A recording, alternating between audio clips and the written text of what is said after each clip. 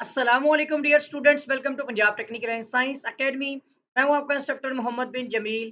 Students, हम DI math 113 chapter number 3 binomial theorem की rationalised exercise के अकॉर्डिंग शॉर्ट क्वेश्चन नंबर जो है वो 17 डिस्कस करने जा रहे हैं।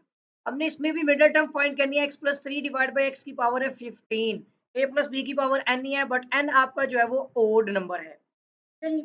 तो a इज इक्वल टू आपका x है, is equal to 3 divide by x, n is equal to 15 है। n बेसिकली आपका जो है वो n नंबर 15 दिया गया है ना, ये एक ओड नंबर है।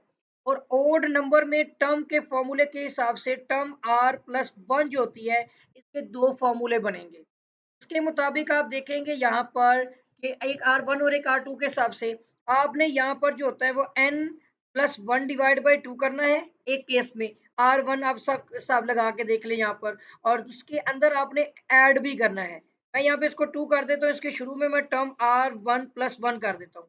उसके लिए एक तो आपका ये हो गया, और सेकंड आपने इसके अंदर जो है वो प्लस करना है n plus one divide by two, और प्लस वन भी करना होता है। अभी ऐसे आपको क्वेश्चन जो फॉर्मूलाज जो है ना वो समझ नहीं आएंगे। ये आर प्लस एक मिनट रुकेगा, ये आर प्लस वन की वैल्यूज थी, जो मैंने आपको एक्सप्लेन किया ना, ये आर प्लस वन की वैल्यूज हैं, और ये टर्म के अंदर आएंगी, ठीक है ना, ये भी टर्म्स के अंदर आएंगी। तो अभी आपको समझ आ जाएगी जब नेक्स्ट हम इसको सोल्व करेंगे। हम यहाँ पर क्या करने वाले हैं कि एक तो आर प्लस वन हमारा जो है वो n plus one divide by two हो जाएगा, और एक हमारा आर प्लस वन जो है इसमें n plus one divide by two और प्लस वन भी होगा। इस केस पर हमारे पास एक r की वैल्यू हो जाएगी यहाँ पर n plus one divide by two minus one, और दूसरी वैल्यू हो जाएगी r is equal to n plus one divide by two, क्योंकि ये वन उधर जाके माइनस हो जाएगा। इन दो केस से आपने r की वैल्यूज निकाल लेनी है, और इसके मुताबिक एक r1 हो जाएगा और एक r2 हो जाएगा।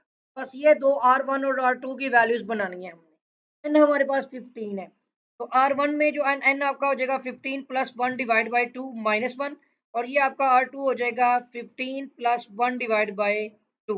तो यहाँ पर तो आप देख सकते हैं कि ये तो हो जाएगा आपका 15 वन कितना हो गया, 16 डिवाइड बाई टू कितना हो गया, 8, 8 माइनस वन किया तो 7, और दूसरा आपका R2 जो हो जाएगा वो आपका 16 डिवाइड बाई टू किया तो 8 हो गया। बस ये दो चीजें हैं, और आपका टर्म का फॉर्मूला ये होगा इस तरह से कि term R1 plus one plus term R2 plus one, ठीक है। और इधर आपका हो जाएगा यहाँ पर वो सेम NCR, ठीक है।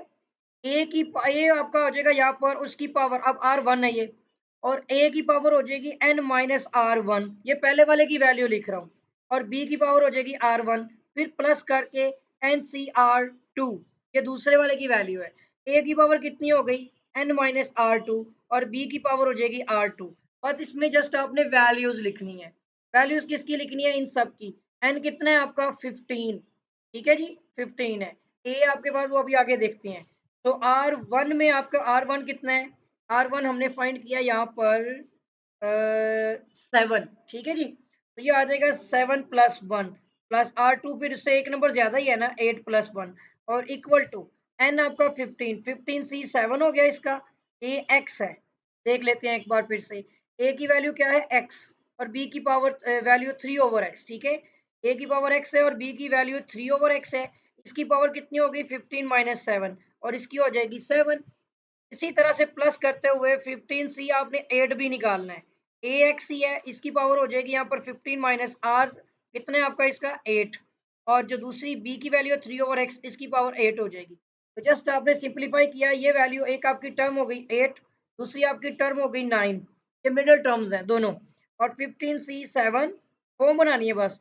x की पावर ये कितनी होगी आपकी, 15 माइनस सेवन करें तो ये आपकी हो जाएगी 8, और 3 ओवर एक्स, 3 की पावर 7 होगी, x की पावर भी 7 हो गई, फिर प्लस किया यहाँ पे 15c 8 हो गया, और x की पावर ये होगी 7, इधर 3 की पावर 8 है और x की पावर 8 है, ठीक है। और अभी बस सिंप्लीफिकेशन ही कर रहे हैं हम। टर्म 8 हो गई, टर्म 9 हो गई, ये मिडिल टर्म्स की हैं, ओड उसके अंदर ओड पावर अगर आ जाए 15c 7, ठीक है।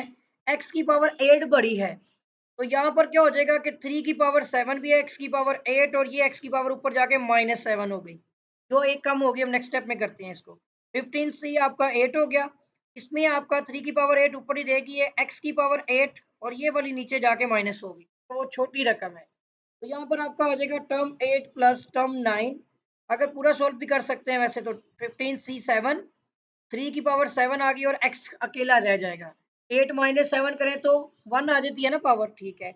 और प्लस आपका 15c8, सी में आपने यहाँ 15c8 में बटा नहीं डालना होता, एनसीआर वाला जो है। और यहाँ पर आपका 3 की पावर 8 है और डिवाइड बाय सिंपल x रहेगा।